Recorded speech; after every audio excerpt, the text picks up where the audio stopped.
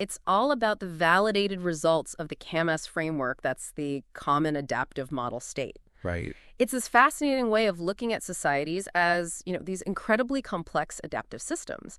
And this study we're diving into, it's like a direct line to the core insights from some massive research. Seriously, the scale is huge. It really is. Over 8,000 data points. And spanning, what, over 1,100 years? That's right, and 175 different civilizations looked at. Wow. So our mission today is really to boil down what's most important and, frankly, what's maybe most surprising about how this whole framework actually performed when tested. Okay, let's unpack this. Yeah, absolutely. Yeah. I think what's really compelling about CAMS is just how rigorously it's been validated. This isn't just, a neat theory. It went through comprehensive statistical testing.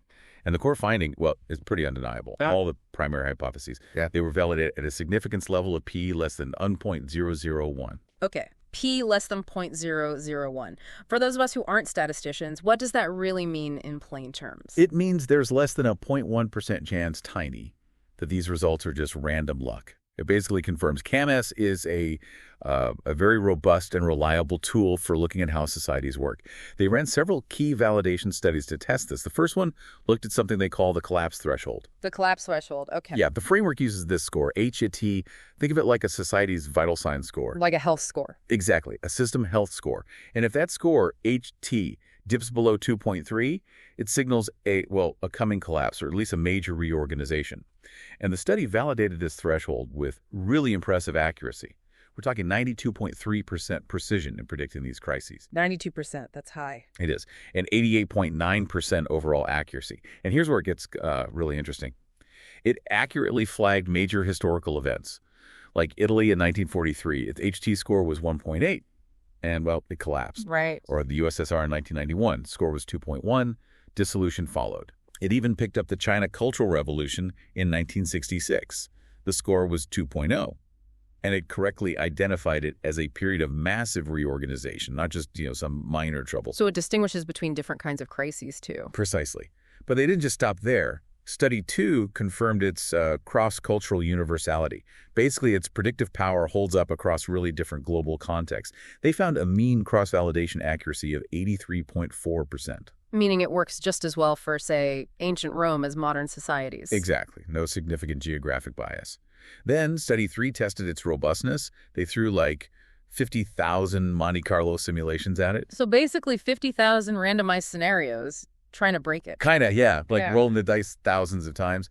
And the mathematical framework, it stayed remarkably stable. Okay, that's reassuring. And then Study 4, this was crucial. It confirmed that societies really do act like complex adaptive systems, CAS, in over 87.5% of the cases studied.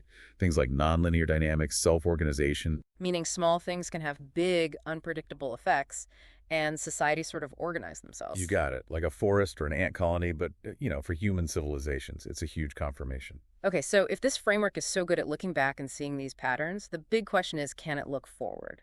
Did they try that? They did. That's exactly the next step. They applied it for contemporary prediction, specifically looking at the USA for 2025. All right, this is where it gets very relevant. What did they find? Okay, so for the USA in 2025, one analysis using the core CAMS framework gave a system health score, HA, of 4.123. Which is above that 2.3 crisis threshold. Correct. It classifies the USA as a type A stress. Think of it like a warning light is on. But still above the immediate crisis point.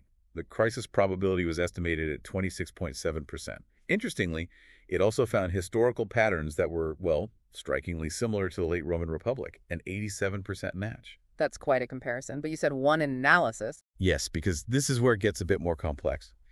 A separate, more recent theory note, using a slightly refined version called the CAMS-CAN framework. It painted a different picture. Oh, how different? Much more severe. It gave the USA an HT of 0.603. 0.6? That's way below the 2.3 threshold. Way below, signaling a severe crisis, or what they call a type of 5E fragile high stresses state, basically code red. And this was largely driven by factoring in high levels of polarization. Okay, wow. That's a major difference between the two CAMS outlooks for the U.S. Why such divergence? That's a really key question. The CAMS-CAN note suggests that the specific way it incorporates and weighs polarization acts as a strong multiplier, uncovering vulnerabilities the original CAMS calculation might have underestimated, perhaps due to different data inputs or weighting.